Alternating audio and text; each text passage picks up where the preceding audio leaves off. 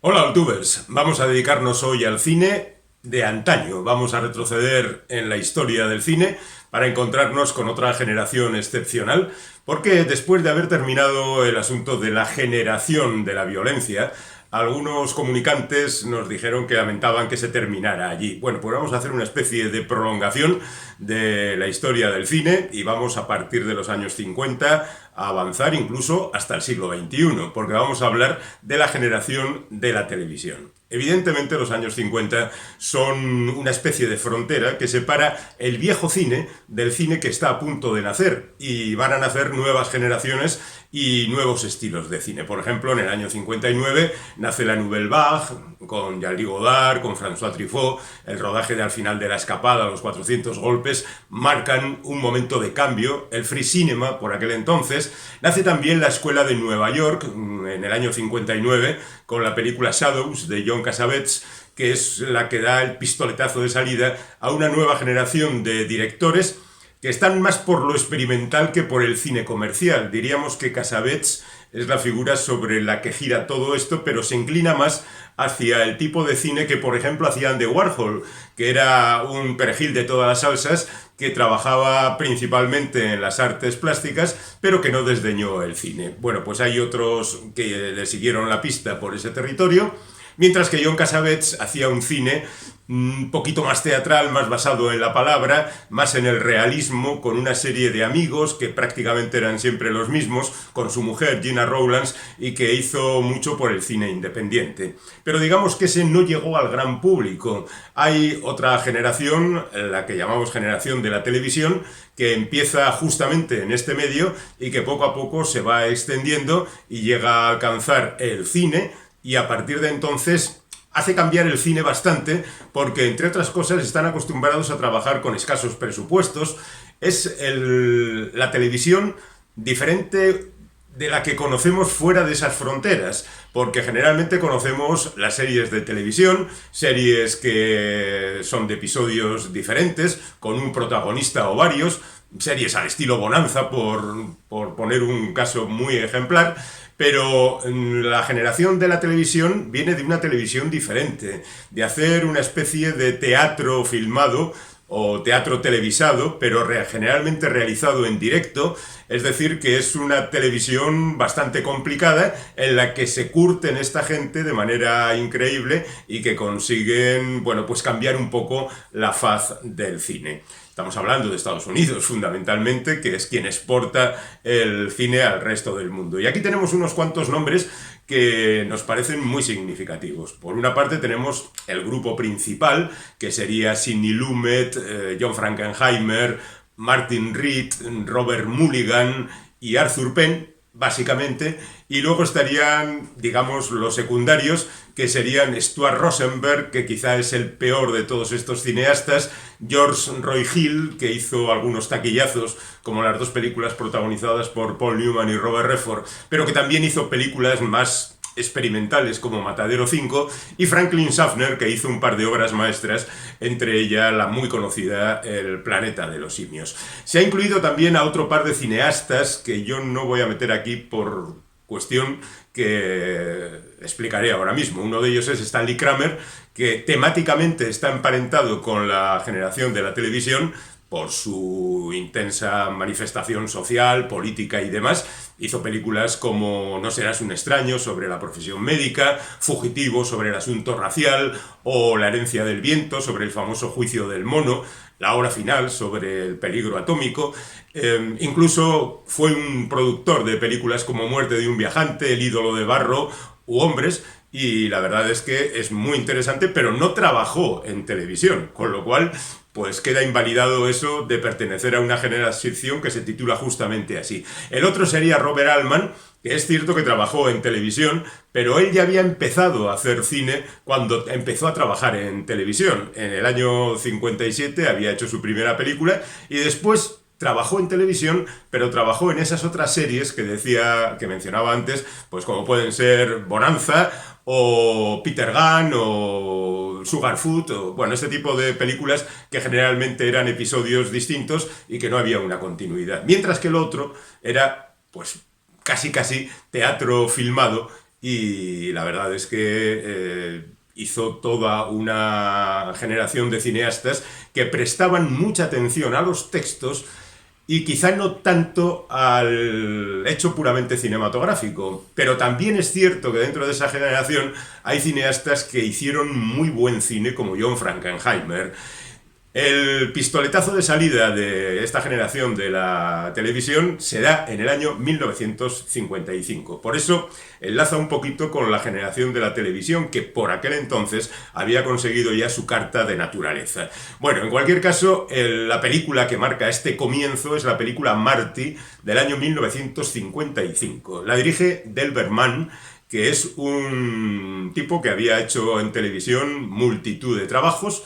Había hecho incluso algún clásico como Otelo, pero alrededor de 150 obras, que ya es trabajar en directo con esos nervios y con esa tensión. Y que se encontró a la altura del año 1955 con otro tipo, un tal Paddy Chayefsky, que va a ser el guionista de algunas de las obras más importantes de esta generación de la televisión y no solo de las de Delbert Mann. Se juntaron los dos talentos, hicieron una película mínima, una película súper barata. De hecho, es la primera película que se gastó más en promoción que en lo que había costado la película. Contrató a actores no excesivamente conocidos, se presentó en sociedad y ahí cambió la historia del mundo y del cine.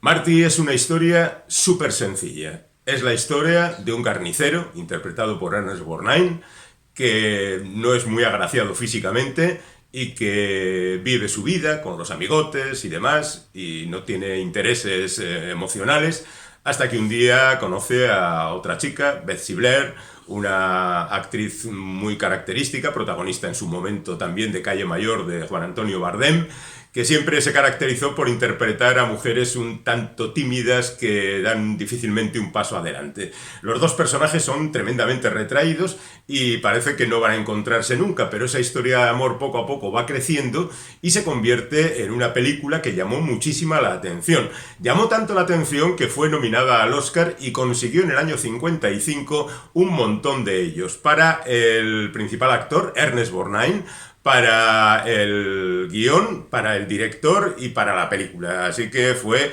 una especie de declaración de principios de Hollywood de que a partir de entonces iba a dejar de lado la espectacularidad y se iba a centrar en este tipo de trabajos. Marty viene de una obra de televisión que había dirigido el propio Delbert Mann, el director de la película, que debutó con esta película en el cine, pero que había hecho 120 trabajos para televisión anteriormente, que había hecho en el año 53 y que había sido protagonizada por Rod Steiger. La noticia de esta película de televisión, en realidad teatro filmado prácticamente, llegó a las manos de la productora de Burt Lancaster. Burt Lancaster dijo que de acuerdo si se hacía con un presupuesto muy reducido y entonces, bueno, pues decidieron que sí.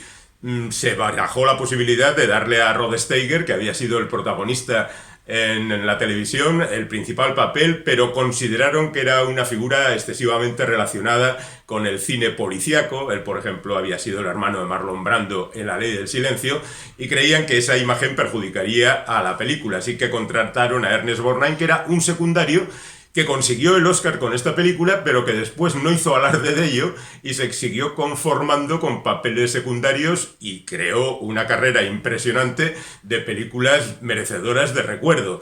Pero lo cierto es que en esta película alcanzó la gloria. ¿Qué ocurrió a partir de ese momento? Pues que de repente Hollywood se llevó las manos a la cabeza y dijo, pues vamos a hacer más películas de este tipo. Y gracias a Delbert Mann, que no es el cineasta más representativo de esta generación, la televisión pasó al cine. Es verdad que gracias a ello empezó a cambiar un poco el sistema. Se perdió un poco la espectacularidad, aunque hay cineastas que hicieron, de esta generación, que hicieron buen espectáculo y se centró fundamentalmente en el guión, en las interpretaciones y en los primeros planos que era algo que hasta entonces, justamente para competir con la televisión, Hollywood no había practicado. Os recuerdo que el Cinemascope es del año anterior a Marty, que es el primero de los intentos del cine por competir con la televisión, que le estaba quitando clientela. Bueno, pues allí está este hombre, Delberman, que había debutado en la televisión en el año 49 y que rápidamente se convirtió en el cineasta más característico de la generación de la televisión, pero rápidamente entrarían otros que le quitarían este título, porque la historia de Delberman como director es algo errática. Por ejemplo, en televisión, además de lo que hemos comentado, había hecho una adaptación de una obra teatral famosa, Nuestra ciudad, Our Town, que había sido interpretada por gente como Paul Newman, que entonces no era famoso, o Frank Sinatra, que ya había ganado un Oscar por De aquí a la eternidad. Pero da idea esto de cómo se manejaban entonces las relaciones entre televisión y cine. Bueno, después de Marty, este hombre consiguió cierta garantía y barra libre para hacer lo que quisiera. Llamó otra vez a Paddy Chayefsky, del que hablaremos después con más detalle, e hicieron juntos la película La noche de los maridos. La noche de los maridos es simplemente una despedida de soltero, unos tipos que se juntan para despedir de la soltería a uno de sus miembros y poco a poco a lo largo de la noche van saliendo sus diferencias, sus enfrentamientos, las características de cada uno de ellos. Chayefsky era muy bueno retratando personajes, clavando la personalidad de cada uno de ellos. Y estos personajes que se enfrentan unos a otros, al fin empiezan como amigos y acaban, bueno, tampoco acaban tan mal, pero en cualquier caso lo que importa es el viaje que han vivido ellos y bueno, pues gracias a eso tenemos otra película muy interesante. Todas estas películas se hacen entonces en blanco y negro. Estamos en mitad de los 50. El Technicolor era para grandes espectáculos. En el reparto estaba Don Murray, estaba Jack Warner, estaba gente más o menos conocida de aquel entonces como Edgy Marshall.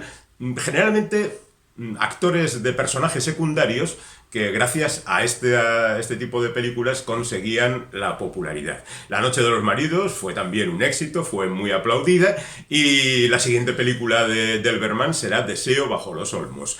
Es otra película basada, en este caso, en una obra de teatro de Eugene O'Neill, que cuenta la historia de un viudo que se casa con una joven y cuyo hijo de la anterior mujer pues acaba enamorado de ella. El reparto está compuesto por Grimes, que sería el viudo, Sofía Loren, que está debutando en Estados Unidos en una carrera que no acabó de cuajar del todo, pero lo intentó, y Anthony Perkins en una de esas películas en las que se le relacionaba con señoras mayores, al estilo de Melina Mercury o Ingrid Bergman, lo cual es falso porque Anthony Perkins era más viejo que Sofía Loren en ese momento, pero a Sofía Loren siempre le ponían de señora mayor. Bueno, en cualquier caso, Deseo bajo los olmos es otro momento bueno en la carrera de Delberman y sigue adelante con, yo diría, su segunda película súper importante, que es Mesas separadas. Si Burt Lancaster había financiado el rodaje de Marty, pero había quitado su nombre de los créditos, por si acaso la cosa no funcionaba, aquí ya no solo se implicó totalmente, sino que encabezaba un reparto de estrellas. Por otra parte, Burt Lancaster, no tanto con Delberman, sino con John Frankenheimer, fue uno de los productores, en este caso además actor, que más ayudó a la generación de la televisión a salir adelante. Bueno, hablamos de Mesas separadas, que está basada en dos obras teatrales de Terence Rattigan y que ocurre exclusivamente en el comedor de un hotel, donde se juntan diferentes personajes. Por ejemplo, la señorita tímida y recatada, por otra parte el militar del que se sospecha que algo ocurre, el político, el tipo que todos tienen un pasado más o menos conflictivo, y el hecho importante que significa esta película es que entre el 55 y el 58 el reparto de Marty y el de Mesas separadas han pasado 3 años, pero ha cambiado la consideración sobre este tipo de películas y el reparto está lleno de gente famosa. Aquí está Burt Lancaster, aquí está David Niven, Deborah Kerr, está Rita Hayworth, está un incipiente Rod Taylor, es decir, que nos encontramos con un reparto de estrellas que, a pesar de que la película es en blanco y negro y en un único escenario, va a convertirla en un auténtico acontecimiento. David Niven se llevó el Oscar por su interpretación en esta película. Eso que David Niven nunca ha sido un actor así como muy llamativo, pero bueno, tuvo la ocasión de gloria en esta película. Y a partir de ahí, Pues el bueno de Delberman empieza a perder un poco la cabeza porque en Hollywood ya se sabe que hay dinero para algunos y no para otros. Podía haber seguido adelante con esta línea, pero decidió ir simultaneando este trabajo con otros mucho más comerciales. Lo explicamos ahora. Después de meses separadas, Delberman podía haber conseguido cualquier película, pero decidió hacer películas pequeñas también. Hizo a continuación En mitad de la noche, que es una película protagonizada por Kim Novak y Fredric March y Angela Lansbury, que es una película intimista también sobre un hombre mayor que se enamora de una mujer joven y los problemas y las relaciones que todo esto conlleva. A continuación, hace En la escalera oscura, que es otra de estas películas puramente teatrales basada en una obra de William Ince. La película anterior también tenía guión de Paddy Chayefsky. Este hombre aparece mucho a lo largo de la historia de Delberman y en general de la generación de la televisión. Bueno, ya digo que En la escalera oscura es una película media con otra vez Angela Lansbury o Robert Preston o Dorothy Maguire de protagonistas, pero parece que empieza a decaer la estrella de Delberman hasta que le contratan para hacer Pijama para dos. Pijama para dos es la segunda comedia que protagonizan Rock Hudson y Doris Day. La primera era Confidencias a medianoche. Bueno, esta pareja dio casi título a toda la comedia que se hacía en Estados Unidos en los años 60. Fue tal el éxito de la primera película que prácticamente Hollywood puso toda su maquinaria a hacer películas de este tipo, generalmente protagonizadas por Doris Day, que iba cambiando de pertener. Es cierto que Rock Hudson aparecía en 3 de ellas, pero luego fue actuando junto con James Garner o Richard Widmark, gente que en principio no encajaría demasiado ahí, y siempre con un esquema fundamental: una pareja que en principio se lleva muy mal y un amigo, compañero, jefe, algo por el estilo del protagonista masculino, que era el papel que generalmente hacía Tony Randall o Ji Young. Bueno, el esquema es el inevitable en este tipo de comedias. Luego los chistes eran más o menos afortunados, pero la verdad es que no iban generalmente muy allá. Tenemos que decir que la historia en principio es que los dos personajes principales estaban enfrentados, generalmente no se conocían, luego se enamoraban, luego descubrían que se habían engañado y al final había un final feliz para que todo el mundo estuviera contento. Bueno, pues Pijama para dos fue también un éxito que hizo que más tarde los dos protagonistas intervinieran en otra película, pero bueno, Delberman decidió que iba a hacer ese tipo de películas, pero también otras más interesantes. Y en ese mismo año, 1961, hace El sexto héroe, que es una película muy interesante sobre la famosa alzada de bandera en la isla de Iwo Jima, en el monte Suribachi, después de la batalla de la Segunda Guerra Mundial que ganaron los estadounidenses. Bueno, pues en esa alzada de bandera había uno de los 6 soldados que levantaban la bandera, era un nativo americano. Y fijándose en ese personaje, interpretado por Tony Curtis en la película, el bueno de Delberman y sus guionistas hacían toda una parábola sobre la popularidad, sobre cómo te doran la píldora y cómo luego te abandonan cuando caes en desgracia, a través de la figura de este nativo americano que estaba allí, que le llaman prácticamente para... Ya sabéis que hubo 2 tomas de la famosa alzada de la bandera. Bueno, pues en la segunda estaba este hombre y después... cuando se enteraron en el Pentágono, decidieron pasear a esos héroes por Estados Unidos. Esto aparece también en Banderas de nuestros padres de Clint Eastwood, pero yo creo que en esta película está mejor contado porque está más centrado en estos personajes. Para cuando deciden homenajearles, 3 de los 6 soldados que habían alzado la bandera ya habían muerto. Y entonces los 3 restantes recorren Estados Unidos para vender bonos de guerra, pero poco a poco su vida se va haciendo jirones y, bueno, pues el personaje real, el que interpreta Tony Curtis, murió a los 32 años, alcoholizado y de muy mala manera. La película es muy intensa. Tony Curtis está bien porque Tony Curtis era un buen actor al que le perjudicó ser tan guapo y que hiciera películas de aventuras y de comedia en lugar de hacer dramas como como esta película, y la verdad es que todavía recordada con cariño. Después de eso volvió otra vez a hacer películas con Doris Day. Se titulaba esta Suave como Bisón, y como Doris Day había conseguido un estatus increíble, pues aquí la acompañaba nada menos que Cary Grant. Pero la historia no pasará la película no pasará a la historia y lo dejaremos ahí. El problema está en que Delberman ya pierde pulso. Su siguiente película es Nido de Águilas, una película con Rock Hudson y Rod Taylor sobre una base de bombarderos estadounidenses, y la verdad es que es una película bastante aburrida. Después hace Querido Corazón, donde recupera un poquito el pulso, la relación entre Glenn Ford y Geraldine Pace, que se juntan en una convención. Es un poco el club de los corazones solitarios. Ella está muy loca, habla mucho, vuelve loco a Glenn Ford, que con su hieratismo habitual pues se mantiene un poco al margen, pero bueno, es una especie de comedia vinagrada con mala intención en algunos momentos, que la verdad está muy muy bien.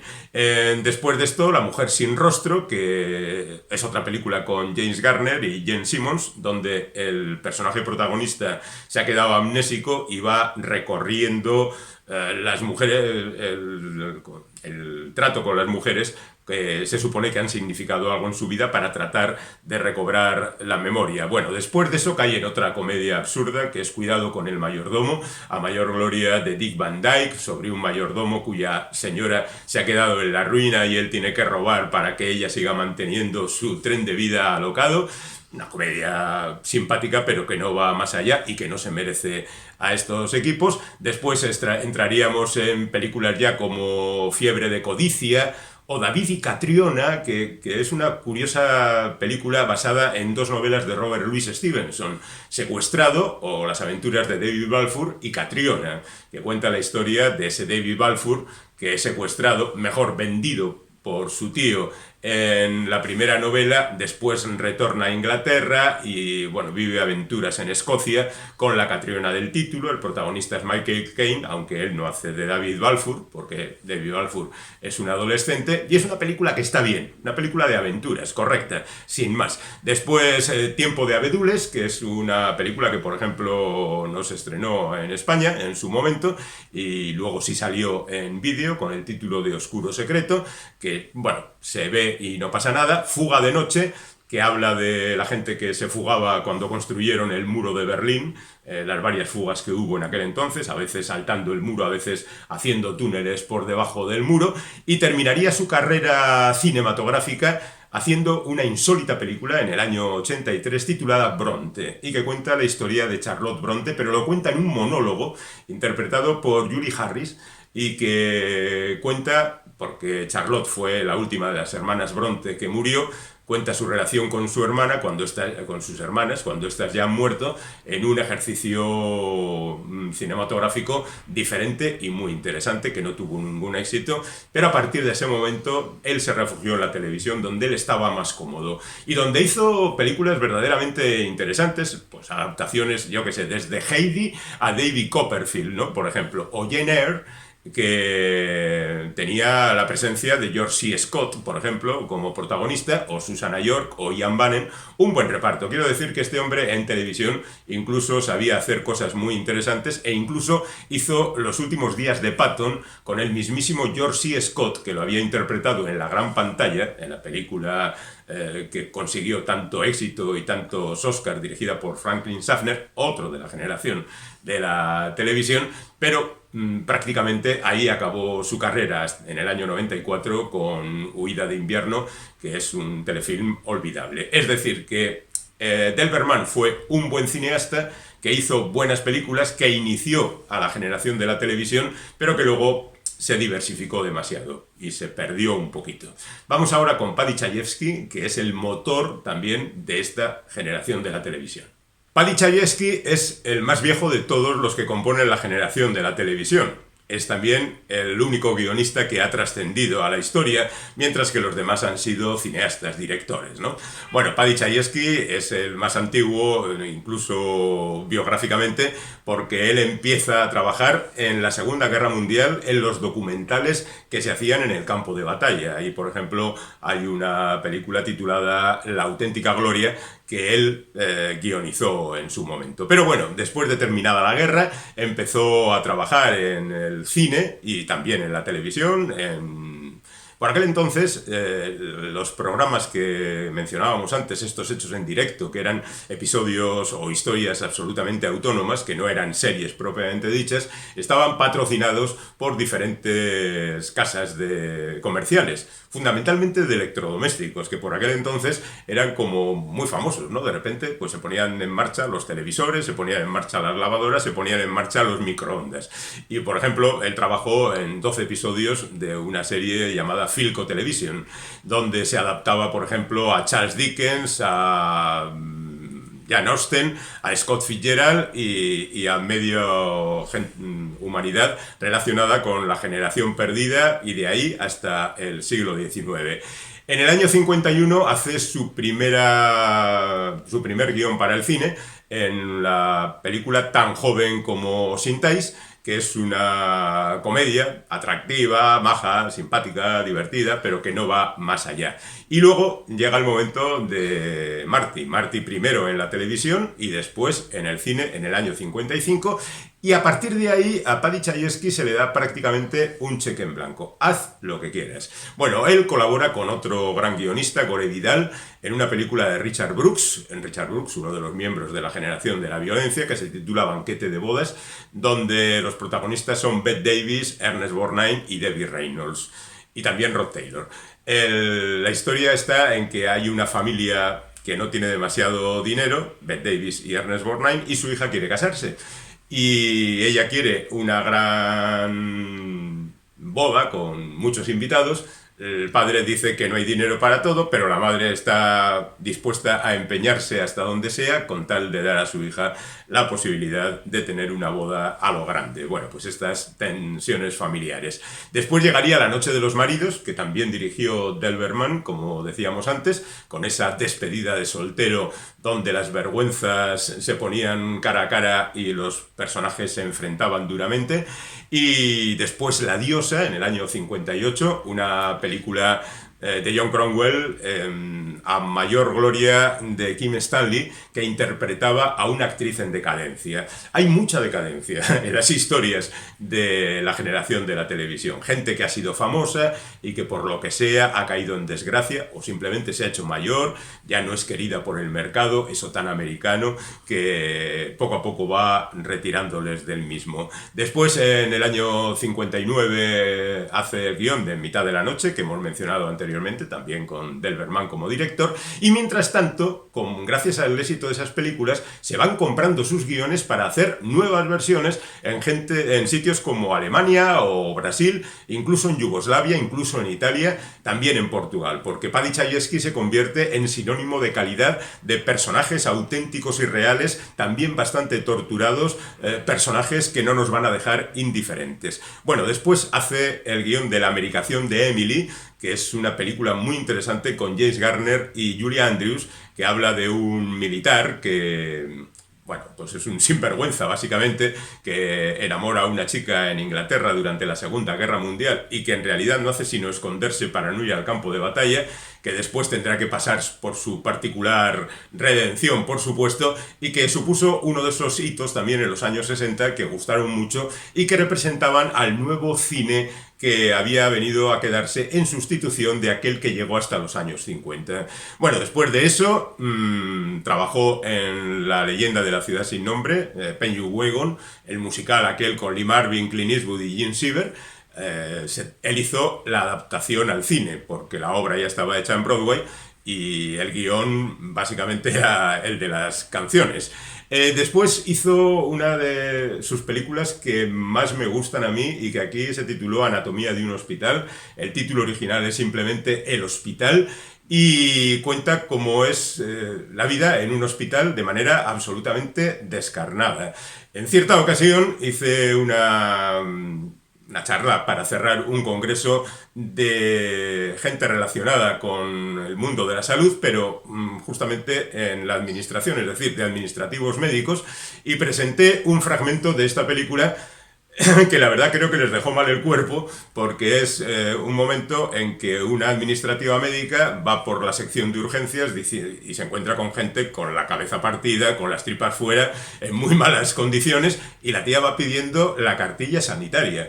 y luego se justifica ante la cámara diciendo, claro, es que no les podemos atender si no tienen cartilla sanitaria, pero si esa gente se está muriendo, ¿no? Bueno, pues este sería el tono de la película, muy crítica con el sistema estadounidense de salud, con muy mala leche, con un personaje central que incorpora George C. Scott y que, bueno, pues da la medida de ese desastre que es la sanidad estadounidense, y más en el año 71. Hay también una relación con su hija, que es lo más flojo de la película, pero bueno, en cualquier caso, es una película muy interesante y que desde aquí recomiendo con entusiasmo. Luego participó, aunque no aparece acreditado, en la famosa Tal como éramos, de Sidney Pollack, con Barbra Streisand como superestrella y Robert Redford como acompañante perfecto. Y después llegamos a la super película titulada Network, un mundo implacable en algunos lugares. Es una película de Sidney Lumet, del que hablaremos en nuestra próxima intervención en la generación de la televisión,